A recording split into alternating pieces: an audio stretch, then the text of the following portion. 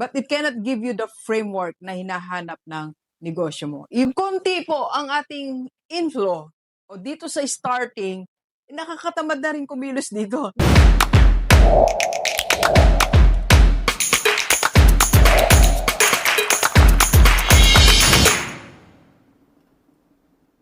Alright, Gilibers, let's discuss the framework of small business. Alam mo ngayon ang pinag-uusapan dapat ng mga negosyante, kahit gaano kaliit o kalaki ng negosyo natin, it's no longer the different steps by steps, what are your to-do list, rather dapat ang meron ka dalawang bagay, your system and your framework. Yes, dapat makagraduate na tayo sa mga tips o mga day-to-day, step-by-step operations natin. Ang aralin mo as a business owner is framework. Alam mo, yan na po na lagi natin di-discuss sa mga seminars natin.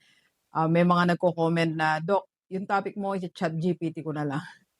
Yes, you can chat GPT everything, but it cannot give you the framework na hinahanap ng negosyo mo. Even school owners, kaya sa lahat ng mga school owners na uma-attend sa atin, run your school as a business, nagugulat sila, Doc, meron palang ganitong framework, meron palang ganitong system.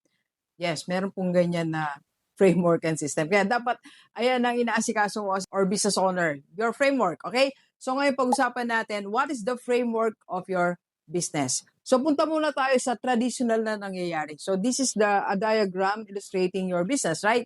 So this is your inflow. So, lahat ng mga perang pumapasok from your customer or kung nag-loan ka o kung merong nagbigay na bagong investor sa'yo or meron kang dinagdag na cash or capital, ito po yan. And lahat ng yan pumapasok sa business mo. And here in your business, din nangyayari lahat ng operations, transactions. And this is the outflow of your cash. So, nandito yung mga pambayad natin, ng mga rentals natin, yung mga fixed natin na payments, operations, salaries, and all. So, yan lahat yan. So, nandito yan sa outflow natin. Alright? So, this is the traditional one. And most business owners, sorry, lagi ako na school owner. If you are a school owner, meron tayo seminar, run your school as a business, PM lang kayo sa personal FB ko or sa page natin. Okay. Now, if you are a traditional business owner, sunod ka lang ng sunod dito. Maglo-loan ka ng 50,000, bibili ako ng raw materials, tapos magpapasweldo ako. That's it, right? So, tapos na. Pero dahil nanood ka ngayon sa vlog ni Rockstar, ni Doc, babaguhin natin yung framework mo na yan. Okay? So, Doc, anong gagawin natin? This is now your new cash flow framework. Hindi tayo alis dito sa main flow or dito sa flow na to. Ito pa din gagamitin natin. Lalagyan lang natin ng kakaibang framework. Let's start here, okay? Inflow natin. Dito dapat nagsisimula lahat ng effort natin to increase. Increase and maximize your inflow. So lahat ng pumapasok sa atin na pera, sales natin, dapat naka-maximize, naka-high alert. So hindi pwedeng normal lang. Hindi pwede sa atin, sige, pag may dumaan, meron akong sales. Sige, pag may ni-refer, meron akong sales. Hindi pwede yung ganun. Dapat naka-high alert yung inflow mo. So you have to increase that. So paano natin increase? First, dapat yung 4% mo dito nakafocus. Remember, may tinuturo po tayo the rule of 4%. That means you are acting as an entrepreneur. So only 4% of your business transactions ang ginagawa mo. At yung 4% na yon, kung kapos ang business mo sa income, sa inflow, sa cash, dito mo ilagay. That will give you 64% results ng yung sales. Rule of 4%, you're acting as an entrepreneur, nakafocus ka sa sales. Second, dapat nandito yung A-team mo, yung pinakamagaling, pinakamahusay mo, nandito yan sa inflow. Nasa sales po yan. Like kung sinasabi sa mga school owners, dapat yung marketing, yung admission officer nyo, yung pinakamabango, pinakamaputi, pinakamatangkad, A. Yung empleyado mo, pag pinili mo, okay, I'll pick 5A. Yung A na yan, dito sa inflow, dito sa sales, dito sa cash flow ko ilalagay. Hindi natin dito nilalagay yan, hindi natin itinatago yung mga A.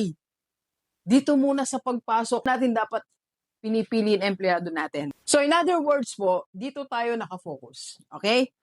strong framework starts here. Increase your inflow.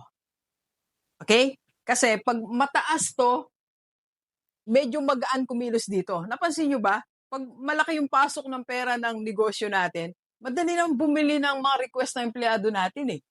Madali nga tayong magbigay ng incentive pag malaki yung sales natin. Di ba? Wala tayong problem dito eh. Pag konti po ang ating inflow o dito sa starting, nakakatamad na rin kumilos dito. Napansin nyo ba yun? Di ba? Dito na nanggagaling yung stress. Kaya dito pa lang dapat nakatutok tayo dito. Okay?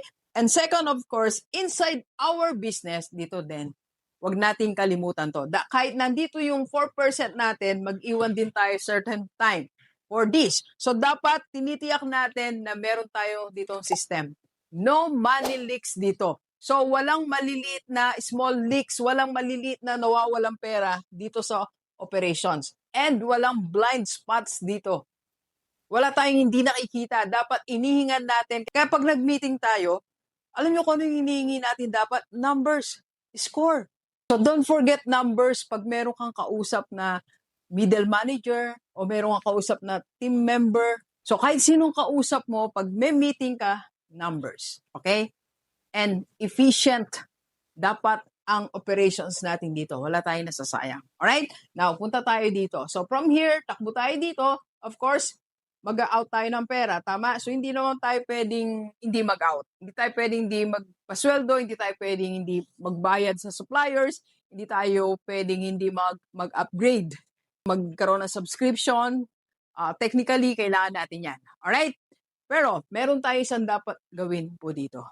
First, nandito, kanina ko pa nilagay yan. No? So, kitang-kita natin yung PF. Ano po yung PF? Ito yung Profit First Principle. So, 10%, lahat ng pumapasok natin dito, bago lumabas yan, bago hati-hatiin yan, nakuha na natin ng 10%. Example, in your business, you have 4 streams of income. So, lahat ng streams na yan, for example, yung mga schools nga po na sinaseminar natin, no, tuition fee, 10%, kukuha ka na dyan, profit first. Then, you have rental properties, nagpaparent yung canteen, 10%, kuha ka na agad, profit first. Books, income mo sa books, kuha na agad for your profit first. Tutorial, classes, kuha ka na agad ng 10%. So sa lahat ng mga streams of income natin, kung ikaw may coffee shop, kung nagbebenta ka ng merchandise, pampasalubong, lahat ng mga areas na yan, sulok ng coffee shop mo na kumikita, profit first. Alright? So deliver, simple lang ang iyong framework. So increase here, then efficient, then here, profit first. Para at the end of the month, at the end of the quarter, merong natitira sa'yo. Okay? Tandaan natin, hindi pwedeng hindi kumikita ang ating negosyo. Alright? Start organizing your business by defining your own framework. Let's go, let's go. Kape po tayo. Kape po. And by the way, sa lahat ng gustong magpa-coach kay Doc, we're doing face-to-face and online business coaching. Mag-PM ka lang sa personal FB ni Doc. Yan po ang aking personal FB. Kape po tayo.